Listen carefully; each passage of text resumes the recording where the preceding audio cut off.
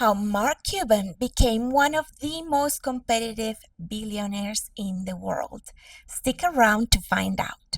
This is a continuous improvement movement reserved for the few with the grit to prove it. Everybody claim, but the click exclusive. Many pursue, but it's too elusive. Here is why Mark Cuban is one of the most competitive billionaires ever. He co founded and sold broadcast.com for 5.7 billion. He started this from scratch pretty much. Then he went on to own the Dallas Mavericks and take them to an NBA championship.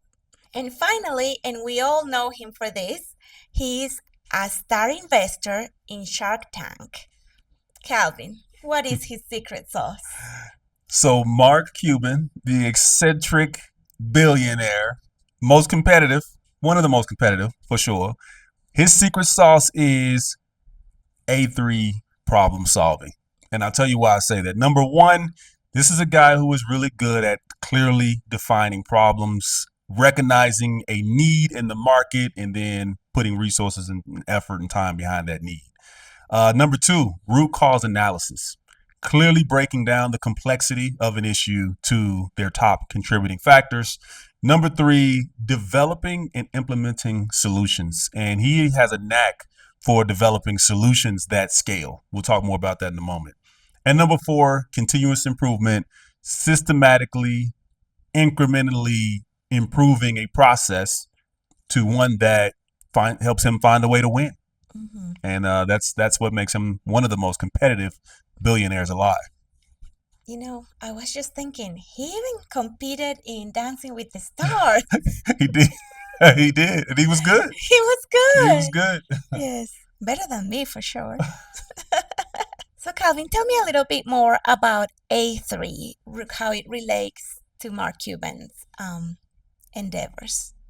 Yeah, so A3 is a tool for facilitating and reporting the progress of an improvement initiative, right? You define the problem, you provide a definition of a problem, you set a goal, you kind of identify the contributing factors, get to the root cause, develop some implementation ideas or plan or improvement plan, and then you report out on the results of that. So yeah, you can see with Mark Cuban from the beginning, right? It was what was the first one he sold for $6 million? It was I think it was like it was a computer. It was a computer software sort of system. He sold for $6 million. I like to say that put him in the game, the rich man game. He retired after that. And he retired, traveled the world to, have fun, meet people, party, and all the rest, right? He had businesses before that. I think he started out as a kid with like a stamp trading business and made good money on that, right? And then in college, business school, he started a bar and the bar did really well. And then this micro systems business he started, right? And then there was broadcast.com and the big one that you mentioned he sold for $5.7 billion to Yahoo, right? Even on that one, it wasn't even his idea initially. It was another guy's idea. And, the other guy brought in Mark as an investor.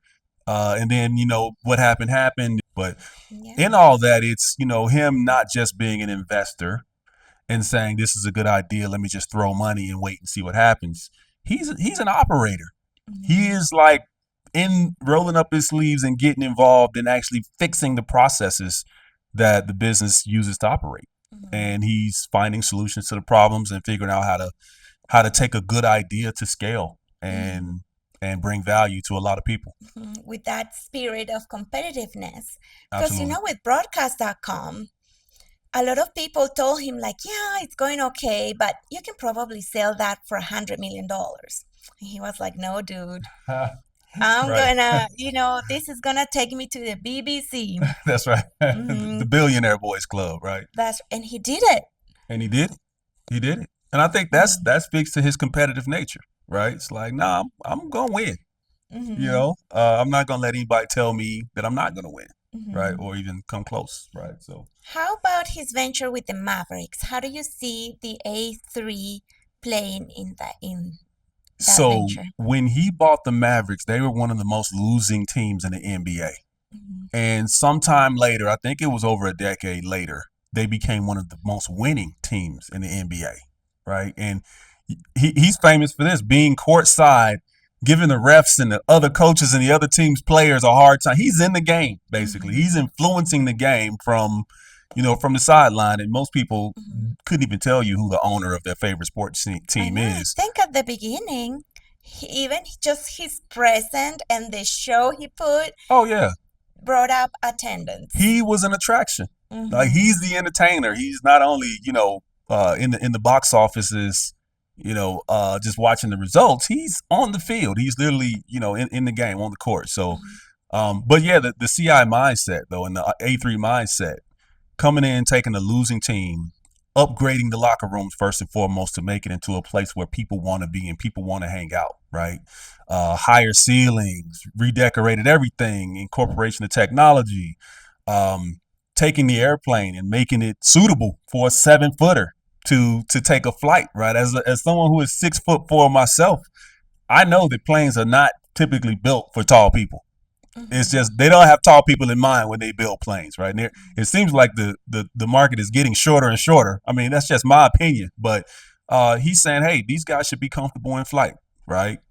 Changing out the coaches, going and recruiting some superstar players, right? I think every team wants to do that, but he's been one to make it happen, right? And going to getting some superstars. So getting close to a championship in the early 2000s. Achieving the championship, a decade or so later, and making the Mavs one of the most competitive teams in the league. I mean, I think that all happened from his involvement. Moving on to Shark Tank, I think he also changed fundamentally how Shark Tank operates because he introduced that variable of time. Yeah, and speed. Right. Yeah. So while all the other sharks are competing and trying to throw numbers for equity and revenue and all the rest, he's like, you got 24 seconds to decide. Here's my offer. Here's my offer. You got a shot clock or I'm out. And that shifted the whole game in his direction. And that also sheds light on his competitive nature. It does. Absolutely. Absolutely. There you have it. Mark Cuban, one of the most competitive billionaires alive today. Let's get better every day, and we'll see you again tomorrow. For daily news on operational excellence and how it relates to current events, check us out on the Ticket to Freedom podcast. Simply subscribe to our YouTube channel and stay up to date on the latest developments in continuous improvement.